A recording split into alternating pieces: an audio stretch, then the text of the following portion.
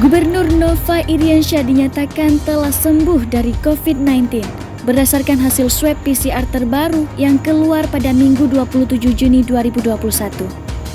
Hal itu disampaikan juru bicara COVID-19 Provinsi Aceh, Saifullah Abdul Ghani.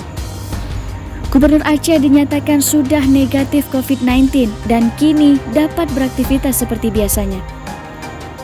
Juru bicara COVID-19 menyebutkan Gubernur Aceh Nova Iriansyah mengucapkan terima kasih kepada segenap masyarakat Aceh yang telah mendoakan kesembuhannya. Berdasarkan hasil swab terakhir yang keluar Minggu malam tanggal 27 Juni 2021, beliau sudah dinyatakan negatif dari COVID-19.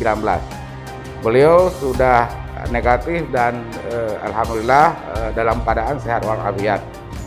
Gubernur Aceh telah menjalani perawatan secara mandiri sejak terkonfirmasi positif COVID-19 berdasarkan hasil swab PCR pada Senin 30 Mei 2021 yang lalu.